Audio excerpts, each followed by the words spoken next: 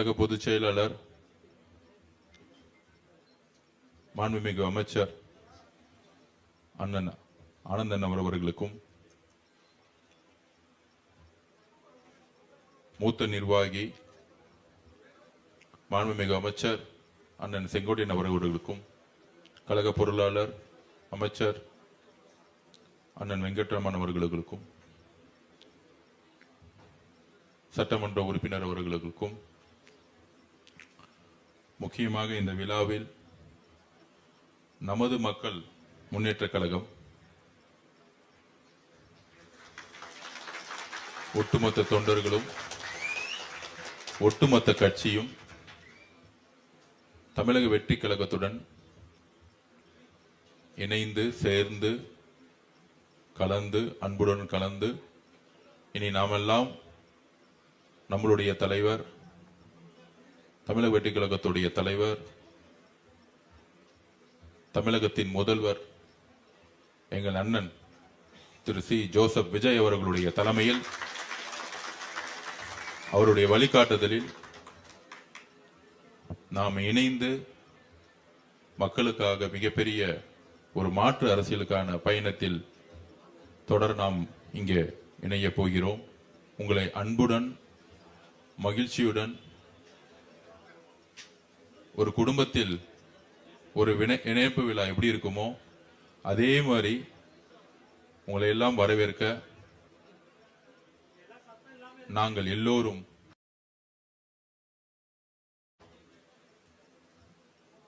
இங்கு வந்துள்ளோம். உங்களை வரவேற்கிறோம் அன்புடன்.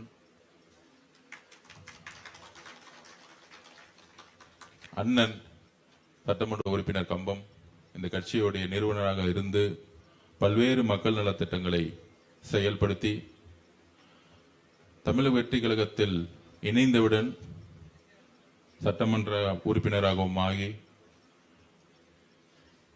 கடைசியில் ஒரு நதி கடல்ல தான் வரும். அந்த மாதிரி எல்லா நதிகளும் இப்பொழுது கடலை நோக்கி, எங்கள் தலைவரை நோக்கி, தமிழக வெற்றி கழகத்தை நோக்கி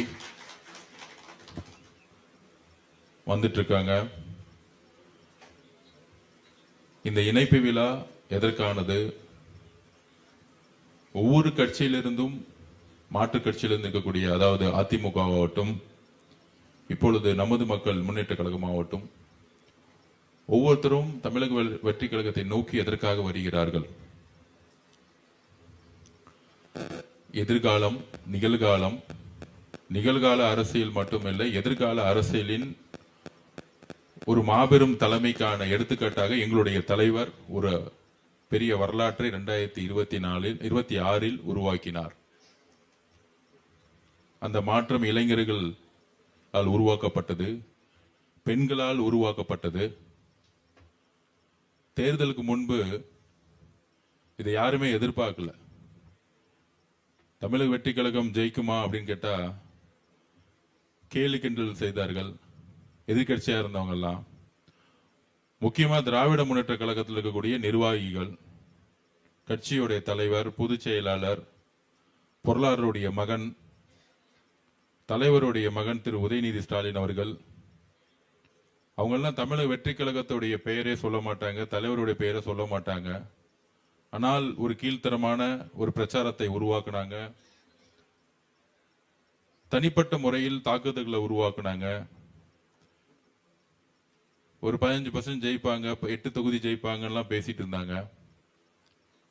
75 வருஷ கட்சி ஒரு பெரிய மாற்றம் நிகழப்போது, பெண்களும் இளைஞர்களும் ஒன்னு சேர்ந்துட்டாங்கிறது திரு மு க ஸ்டாலின் அவர்களுக்கும் திரு உதயநிதி அவர்களுக்கும் அந்த கட்சியுடைய பொதுச் செயலாளர்களுக்கும் அந்த கட்சியுடைய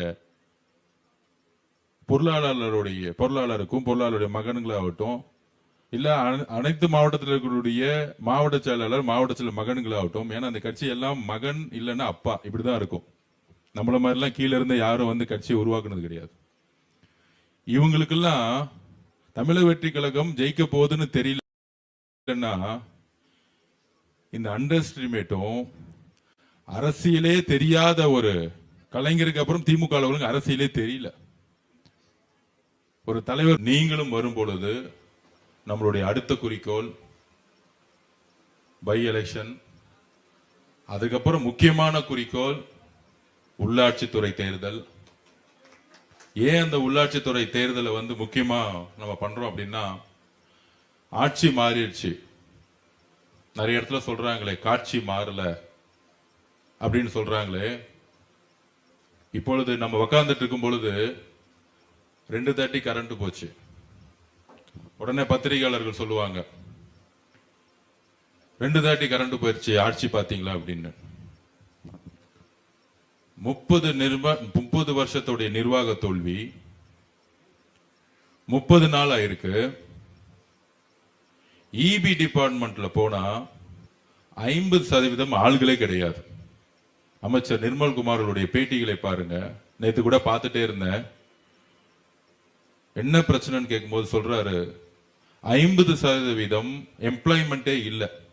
திமுக நிர்வாகம் அப்பாயின்மெண்ட் பண்ணவே இல்லை. 1,00,000 பேர் இருந்தானா 50,000 பேர் இருக்காங்க.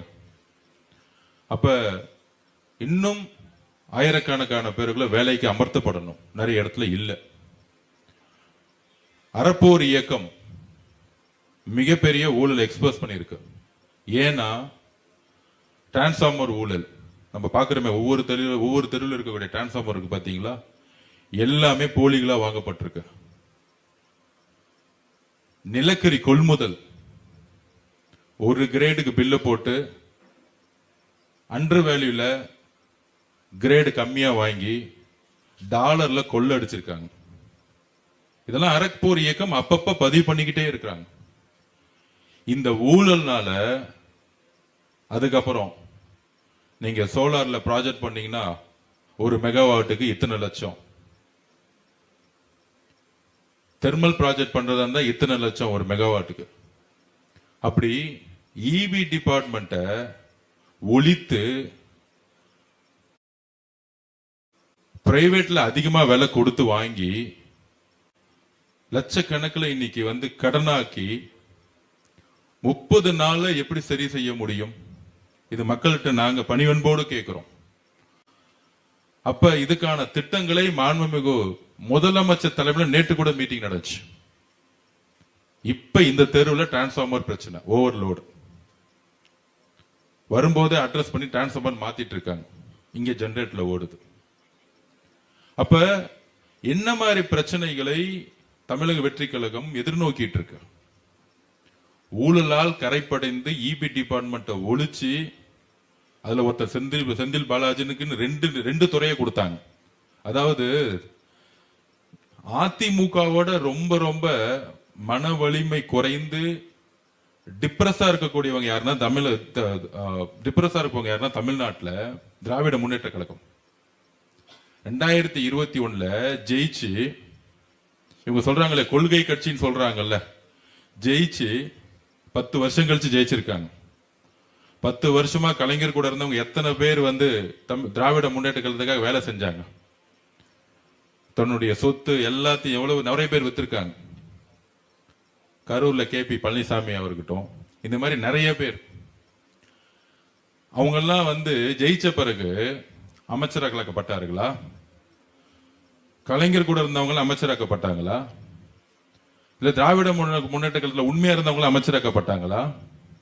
திராவிட முன்னேற்ற கழகம் மு.க. ஸ்டாலின் அவர்கள் 2021 ஜெயிக்கணும்னு மக்கள் விரும்பின எதுக்காகனா ஒரு நல்ல நிர்வாகிக்காக. திரு மு.க. ஸ்டாலின் அவர்கள் தலைவர் கிடையாது. தலைவர் யாருன்னா புரட்சி தலைவி அம்மா அவர்கள், புரட்சி தலைவர் எம்ஜிஆர் அவர்கள், கலைஞர் அவர்கள்.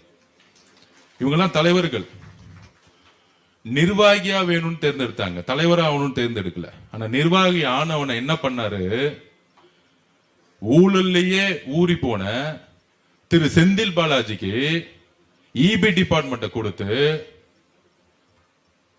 மது ஒழிப்பின் ப்ரொஹிபிஷன் லிக்கர்னு சொல்லக்கூடிய மது ஒழிப்புன்னு சொல்லக்கூடிய டிபார்ட்மெண்ட் கொடுத்து பாட்டிலுக்கு 10 ரூபாய் வாங்கி மாசத்துக்கு 1,500 கோடி ரூபாய் வசூல்.